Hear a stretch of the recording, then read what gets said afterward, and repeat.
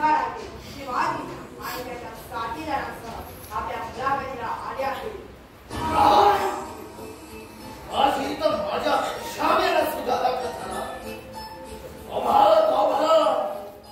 माझी माणूस तशी शैतान आहे. माझी तर माझ्या शामेला सुद्धा दाखवत झाला. हुजूर विचार कसला करीत आहे? सामोरे चला, नाही तर राजाची अपमान बनतील. अरे घरी तू चल पुढं. आम्ही आलोच राजाजीच्या स्वागताला.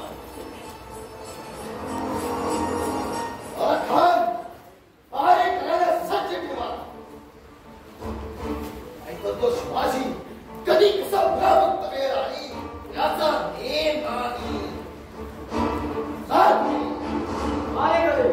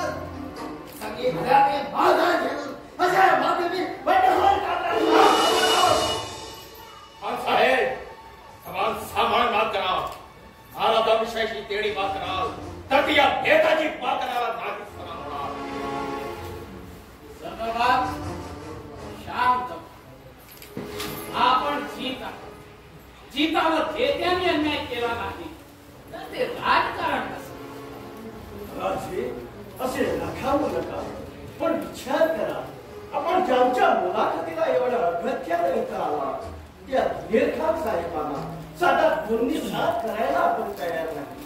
मग आपल्या लेकीचा विश्वास तरी कोणी आणि कसा करावा, जित्याने जित्याशी कसं वागावं, की आपल्यासारख्या मुसलत्याला माझ्यासारख्या माथाला चुकायला पाहिजे का? शिकण्यासारखी प्रत्येक गोष्ट हा आपला शिवाजी आपलं शिष्यत्व पत्करून शिकायला तयार आहे. पण हा जो चुरमाचा रामराम करण्यासाठी आपण चिकटवलेलं जीत आणि जेत्याचं नातं मानायला मी तयार नाही. आपण आम्हाला शत्रू म्हणून पाचारण करू, आम्हाला नमवण्याचा आपला इरादा असेल तर शत्रू पुढे माझी मान कधीही झुकविणार अशी माझी प्रतिज्ञा. शाही सरदेरासमोर वारमान करू, बळचट होणाऱ्याची मान कुठली जातात ते राहते. हे मान उतरली गेली तरी वयाच्या अवघ्या 9व्या वर्षी या शिवाजीनं मोहम्मद अली आदिलशाह सारख्या बादशाहच्या घरदरबारात नाही तुझ्या पुढे मी ही मान कधीही झुकवणार नाही असं छाती ठोकपणे सांगितलं. तोच शिवाजी आज मुलाखतीच्या निमित्तानं शत्रू म्हणून उभा असलेल्या बादशाही सरकारासमोर मान झुकली नाही. या देहाच्या चिंगऱ्या झाल्या तरी चालते, पण हा शिवाजी दुश्मनासमोर कधीही मान झुकविणार नाही.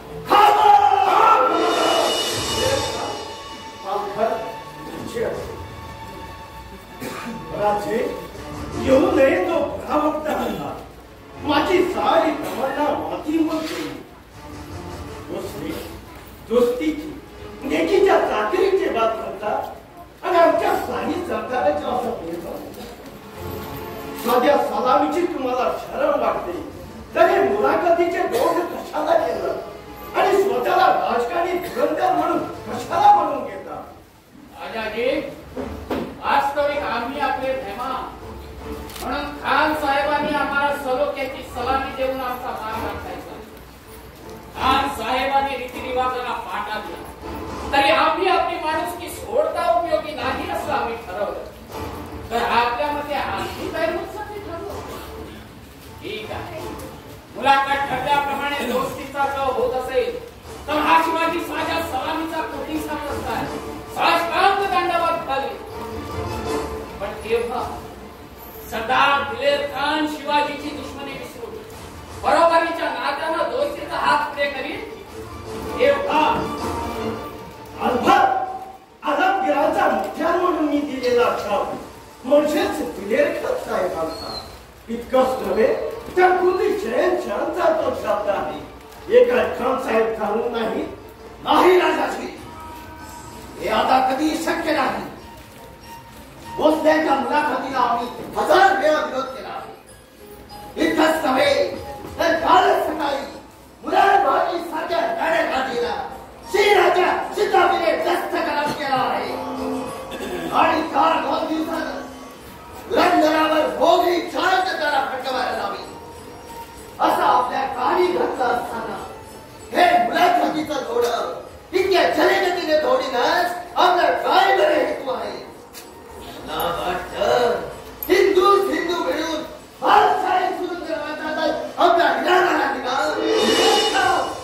काय बोलत आहात तुम्ही? हे आजवर बादशाही चाकरी पोटच्या बोराची सुद्धा परवा केलेली नाही आणि आता तुम्ही स्वतःच्या राजकारणाचा कापड राजामध्ये पडून मोठे म्हणता.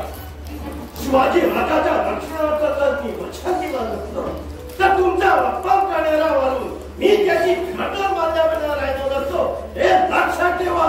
राजाजी, विश्वासात ठेवून जगाला साथ सांगण्याचा खात्री प्रयत्न केला गेला असता तर शिवाजी महाराजांसाठी स्वतःचे प्राण पणात लावलेला हा स्तंभवाद नेताजी पालकर इथं मौजूद होता हे सुद्धा सरदार साहेबांना समजावून सांगा. राजाजी भोसले, आपल्याला मी वचन दिलं याचा असा नव्हे की तुमच्या काही सरदारांनी सुद्धा असं देबंद वाटावं.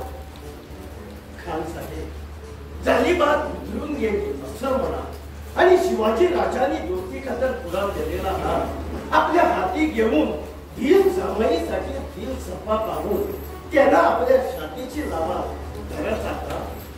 बहुत खुश.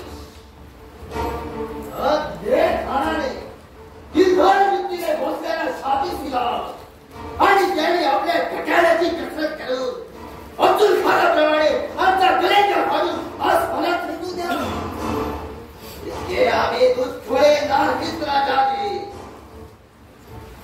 साहेबाला जर स्वतःचा जलमंदीचा आणि ताकदीचा इतका विश्वास असेल तर मुळात मला आनंदच नाही. पण लक्षात ठेवा, स्वतःच्या पायाने चालून आलेला शिवाजी भोसले जर का मराठवाड्यात परत गेले तर पुरंदरचा पाडाव करण्याची प्रतिज्ञा घेऊन शिरावर उतरलेला चिंता पुन्हा या जन्मात खान साहेबांच्या शिरावर दिसेल असं मला नाही वाटत. म्हणून शिवाजी राजांनी दोस्ती खात्यात थोडा केलेला हात एक आपल्या शब्दाचा बोध राखण्यासाठी आम्हाला भोसल्याच्या सर्व अटी मान्य आहेत. पण केव्हा त्याला आपल्या सर्व अटी मान्य असतील तरच साहेब, गुजरी हयातभर केल्या कमाईचं होतं आई जगदंबेच्या नावानं आम्ही आपल्या हातावर सोडायला तयार. मग आणखी कसल्या किंमत करायची? हीच तर मोठी अट आहे. आज सूर्यास्तापूर्वी पुरंदरच्या कडावरून मराठ्याचा भगवा झेंडा खाली उतरवून या ठिकाणी आनंदगिराचा चांद तारा फडकवताना या दिले खानाला दिसला पाहिजे. पहिली अट. दुसरी, पुण्याच्या आसपासचे फक्त 12 किल्ले आणि त्या लगतचा मुलूक तुम्ही आपली जहागिरी म्हणून ठेवायचा आणि इतर मजबूत 22 किल्ले आणि 40 लाखाचा मुलूक मी बादशाही सामील करून तुमच्या लाडक्या संभाजीसह विजापूरचा राज मोगल सल्तनत सामील करण्यात आम्हाला मदत करायची आणि लेकीचे नोकर म्हणून आग्र्यास जाऊन दिल्ली बदी वारिंदीच्या खिदमतीत चिमण्या संभाजीसह बादशाहच्या भेटीस आग्र्यास जायचं. राजाजी, हा कह आहे की तहाचं सोम आहे. शिवाजी स्वतःच्या पायानं चालून सिंह पाढ्याच्या जाळ्यात सापडला म्हणून त्यावरचे मान खंडणीचे खडे मारून त्याला डिवसता. राजाजी, मी साफ सांगतो, काय वाटेचे हो, त्या औरंगजेबाने केवळ स्वार्थासाठी प्रत्यक्ष बापाला जिथं दगाबाजीला कायदे उठावून टाकलं, आव्हाना हाल हाल करून ठार पाडलं. तिथं महाराजाला पाडवायची आपली तयारी नाही.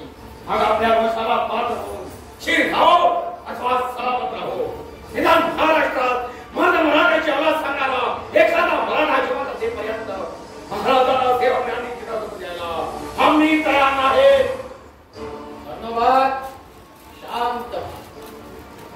निष्ठाचीला तुम्हाला जसा काही तुमच्या स्वामीनिष्ठेचा अभिमान आहे आणि आम्ही आजवर काय हरामखोरी करून हे बाब सफेद केले. भोसले, खान साहेबाच्या अटीनुसार भर करण्याची तुमची तयारी नसेल तर तुमचा मार्ग तुम्हाला मोकळा आहे. पण लक्षात ठेवा, इथून गडावर दाखल होण्यापूर्वी पुरंदर किल्ल्याच्या टिकऱ्या उडवल्यावर किल्ल्यातील साऱ्या मराठ्या घोषाची लुटालूट झालेली उभ्या डोळ्यांनी पाहायला मिळेल. ऐकण्यात बसले राजे आणि काय म्हटलं ते खान गोलंदाजांना सांगा 500 तोफा दारू गोळा भरून सज्ज ठेवा आणि माझ्या हुकुमाची वाट पाहत राहा. अरे रे, कोण बाका वक्त आला. आई जगदंबे, तू आजच माझ्यावर अशी अवकृपा का बरं केली? या शिवाजीची मान तुझ्याशिवाय पुन्हा पुढेही सुटणार नाही अशी माझी प्रतिज्ञा असता. माते, तीच ही मान होती आम्ही औरंगजेबासमोर झुकू काय? जशी तुझी इच्छा. राजाजी, तहाचा मसुदा लिहून तयार करा.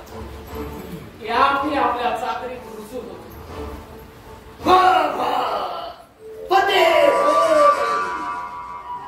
राजाजी, आजपासून तुम्ही आम्ही दोस्त. राजे, ह्या राजे, तुम्हाला मला एका छातीशी लावून घ्या.